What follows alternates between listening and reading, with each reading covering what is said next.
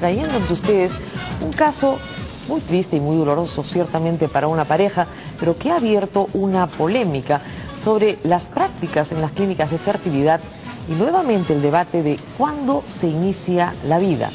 Vamos a escuchar primero la nota de Paola Bazán. Ana Rodríguez y Walter González tenían la ilusión de ser padres, pero no podían tener hijos. Por eso acudieron a la clínica Concebir de San Isidro para hacerse una fertilización in vitro que consistió en unir el óvulo y el espermatozoide de los esposos en un laboratorio para luego implantarlo en la madre. A Ana Rodríguez le implantaron 2 embriones que dieron vida a 2 niñas, pero una de ellas nació con síndrome de Down, cardiopatía congénita, hipertensión pulmonar, complicaciones en su hígado y riñón, además de desnutrición severa. Los esposos entonces denunciaron penalmente a la clínica porque según ellos todo se pudo evitar si le hacían a la madre un examen llamado diagnóstico genético preimplantacional. ¿De eso nunca te hablaron? No, nunca me hablaron. Yo saqué mis conclusiones cuando un médico pediatra me dijo que si a mí me habían hecho antes de implantármelos, y yo le dije que no. Según la madre, este examen habría advertido a tiempo que su bebé nacería con malformaciones congénitas y en ese caso ella no habría permitido que le implanten el embrión. Hubiera evitado que el embrión estuviera en mi vientre. O sea, usted hubiese rechazado. Claro. ¿Pero ese era su hijo o no era su hijo? Era mi hijo. ¿Y usted hubiese puesto el embrión fallado? Duras expresiones de una madre que sin este tratamiento tal vez jamás habría tenido hijos, pero al pagar por la fertilización exigía 100% efectividad. El doctor Blasica le decía a usted, Ana María, y a usted, Walter, lo que José María acaba de decir, que este embrión venía con síndrome de Down. ¿Ustedes no se lo implantaban? No, primeramente no. Los esposos denuncian que los médicos de Concebir no le realizaron dicha prueba porque ella ni su familia tenían antecedentes de enfermedades congénitas. Sin embargo, su médico tratante, Ivo Blasica de Concebir, asegura que sí le recomendaron hacerse el examen. Sí fue consignado, fue sugerido, pero por razones propias de la pareja, que no puedo decir, por respeto a confidencialidad y porque está consignado en una historia clínica, no la tomaron. Además, aseguró que incluso ellos pasan por toda una asesoría legal y psicológica antes del tratamiento y firmaron un documento aceptando los riesgos. Uno de los puntos del documento indicaba: dice en su ítem 10, en la población en general existe un riesgo de aproximadamente 4% de que los niños nazcan con defectos físicos o mentales. Y tal condición está fuera del control médico. ¿Usted firmó ese documento? No. Lo cierto es que este examen no es obligatorio ni está en el protocolo médico. Todos sabemos, además, que antes de cualquier procedimiento médico debemos firmar un documento que siempre advierte posibles riesgos. Según el doctor Renzo Pacini, el examen genético preimplantacional sí puede detectar un embrión en mal estado y evitar niños con malformaciones. Es una técnica que consiste en determinar, diagnosticar justamente si el embrión es portador de alguna enfermedad básicamente genética, ¿no? O cromosómica, como es el caso del síndrome de Down, ¿no? Y de ser ubicado, simplemente se desecha. Se les selecciona y a los que resultan enfermos, normalmente lo que se hace es descartarlos. Pero descartar un embrión en realidad significa abortar, pues el embrión es considerado desde la unión del óvulo con el espermatozoide. La discusión está entonces en cómo es posible que las clínicas de fertilidad manipulen los embriones sin mayor consecuencia legal, pues ninguna ley menciona este tema. Solo en Argentina hay jurisprudencia para conservar los embriones desechados en un almacén especial para evitar así el cuestionado aborto. Al margen de la discusión científica, nuestra Constitución reconoce los derechos en el concebido y para el Tribunal Constitucional la concepción se inicia en la unión del óvulo y el espermatozoide. Algunos científicos llegan a hablar que estamos ante una bomba de tiempo, porque los efectos de estas alteraciones se van a ver cuando estos niños sean adultos. La fecundación in vitro entonces tiene consecuencias que los padres deben asumir y que los médicos deben informar. Aunque todos entendemos el dolor de estos padres, ellos deben aceptar las hijas que buscaron como si las hubieran concebido de manera natural. Pero Ana y Walter no entienden razones. Aseguran que la bebé requiere tratamientos costosos, un presupuesto que dicen no tener y por lo que exigen una indemnización de 1 millón de soles. Nosotros hoy los buscamos, pero ya tenían un acuerdo con otro canal. Que tomen cabeza y responsabilidad antes de implantar cualquier embrión a cualquier familia para que no vuelva a repetirse lo que se está repitiendo. Las autoridades entonces deben regular de una vez por todas este vacío legal que les permite actuar a las clínicas de fertilidad. Lo que hay que aclarar, repito, en un caso evidentemente doloroso y muy humano para estos padres, es que las reglas de contratos no aplican cuando se trata de la vida humana. Es decir, yo no contrato un servicio para que me den un producto perfecto y si el producto está defectuoso me tienen que indemnizar. Eso sirve cuando uno compra un bien. La vida humana no es un mueble ni un inmueble, es la vida humana. Por lo tanto, como le pasa a cualquier pareja, enfrentar un embarazo siempre tiene un potencial riesgo. Eso es lo que ha señalado la clínica y tiene bastante sentido. Pero en segundo lugar, y acá el debate en realidad fue zanjado en el año 2009 por el Tribunal Constitucional, está en si el embrión es o no un concebido de acuerdo a lo que la Constitución peruana dice. La Constitución peruana dice que el concebido tiene desde el inicio de su concepción los mismos derechos que tiene cualquier persona, es por lo tanto persona, sujeto de derechos. Pues bien, el Tribunal Constitucional el año pasado, a raíz de la resolución tan controvertida que emitió sobre la anticoncepción oral de emergencia, definió específicamente que la unión del óvulo y el espermatozoide, esa fusión que generaba una nueva célula, era un concebido en los términos establecidos en la Constitución peruana. Por lo tanto, ya estaba protegido por la ley. Esto tiene que traducirse en legislación urgente porque los padres no pueden simplemente exigir que se descarten embriones de acuerdo a lo señalado en el Tribunal Constitucional del Perú. Esa puede ser una respuesta jurídica distinta en otros países, pero en el nuestro hoy es esa.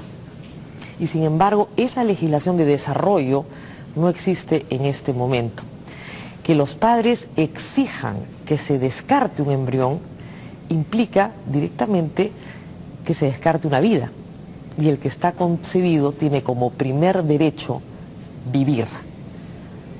Esa es la controversia a la que nos estamos enfrentando. Parece entonces poco probable que, en este caso, repito, tan triste y tan lamentable, una denuncia penal pueda tener éxito, pero sí amerita un debate y una discusión que no se ha dado porque este tipo de denuncias no se habían presentado en el Perú nunca. Vamos a dejar este tema aquí y vamos a regresar con mucho más. Hay otros temas en debate esta noche también en Prensa Libre. Volvemos.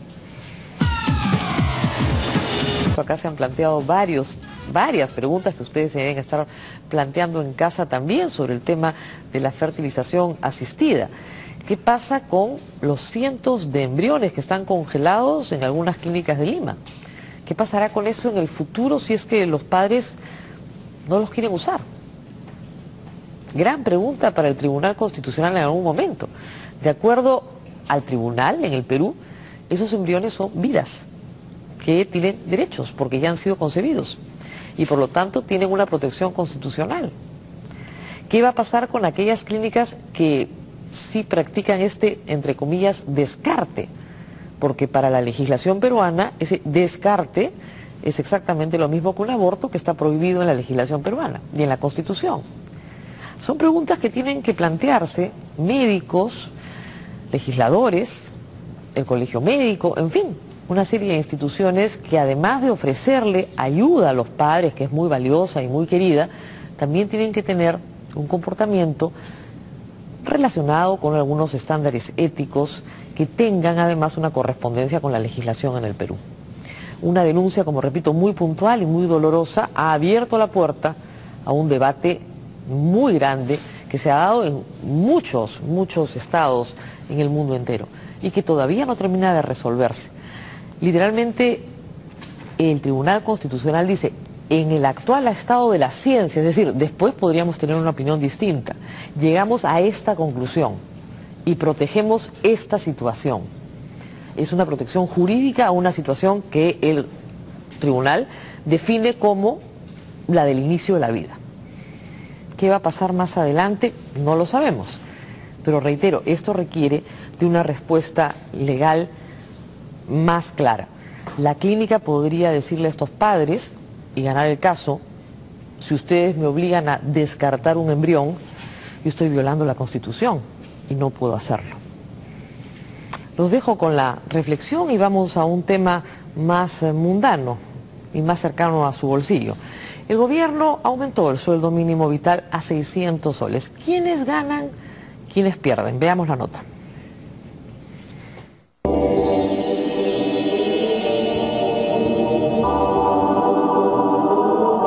Para una sola persona 600 es poco. No alcanza, pero bueno, ni siquiera han subido algo. Me parece una cantidad irrisoria. Que es demasiado bajo para la vida como está así de cara. Ese sueldo deben ganarse los senadores, los ministros, hasta el presidente, no nosotros, que trabajamos más que ellos.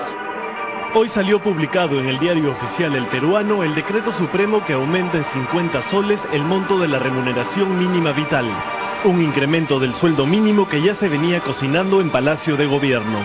Señores periodistas, buenos días. Se ha procedido en Consejo de Ministros a aprobar el incremento de la remuneración mínima en 50 soles más. Pasa de 550 a 600 soles. Es el monto por debajo del cual no puede pagar o no debe pagar el empresario o empleador. La finalidad del salario mínimo es preservar el poder adquisitivo de los trabajadores y está ligado a la idea de la dignidad por una parte y por otro lado a la preservación del poder adquisitivo y de la satisfacción de necesidades básicas del trabajador y de su familia. Pero en principio no es el Poder Ejecutivo el que debería decidir unilateralmente los incrementos a la remuneración básica. Para eso existe el Consejo Nacional del Trabajo. Y eso está integrado por representantes de los trabajadores que normalmente son de las centrales sindicales y representantes de los grupos empresariales, usualmente por sectores. Hay representantes de los sectores más importantes entre los empleadores y de las centrales sindicales también, dentro de este Consejo Nacional de Trabajo, ¿no? Y evidentemente representantes del Ministerio de Trabajo y técnicos de este ministerio. La mejor forma de distribución es mediante el llamado diálogo social. Es decir, el acuerdo que puede resultar de los interesados, que son el Estado en primer lugar, los gremios empresariales y los gremios laborales. Pero el último fin de semana el presidente García anunció que como el Consejo no se ponía de acuerdo en un monto, él tendría que decidir de cuánto sería el aumento. La gente no puede seguir esperando que se pongan de acuerdo los representantes de estas personas. ¿Qué le respondo yo a un trabajador que está ganando 550 soles y que dice no me aumentan ni siquiera el 10% de lo que gano después de 2 años? Está muy bien el consenso, pero cuando no se da rápidamente el consenso, para eso está el presidente de la República. Creo que no era la mejor forma, dado el esfuerzo que había reunido el Consejo Nacional de Trabajo en volver a poner sobre la mesa diversos temas, siendo este uno de los más sensibles. Habida cuenta que todos los días tenemos noticias de la mejora en nuestro país en materia económica. Sin embargo, el aumento decretado por el presidente García ya es un hecho, pese a los reclamos que hicieran en un primer momento los gremios empresariales. Uno de los principales argumentos para oponerse al aumento del sueldo mínimo son los llamados costos laborales. Muchas veces se ha dicho que los costos laborales y por los costos laborales y se establece esto como a veces un argumento fácil de defensa, que no necesariamente, que a veces sí evidentemente impacta de forma negativa. No todos los empresarios están en la misma situación para poder afrontar un incremento. Si yo tengo 5 trabajadores, puedo, pero si tengo más, ¿cuál es mi proyección incluso, ¿no? Mi presupuesto anual? Todas las empresas probablemente a esta fecha ya pensaron, aunque no hayan hecho el balance de este año, ya planificaron en sus áreas de recursos humanos cuáles van a ser los beneficios que van a otorgar sus trabajadores para el próximo año. Sube la remuneración mínima y un primer efecto es el del incremento de la llamada asignación familiar. La asignación familiar equivale al 10% del monto de la remuneración mínima. Si sube a 600 soles, la asignación familiar subirá a 60. Y esto es base de cálculo para considerar la compensación por tiempo de servicios o la remuneración computable para efectos de la compensación por tiempo de servicios. Es base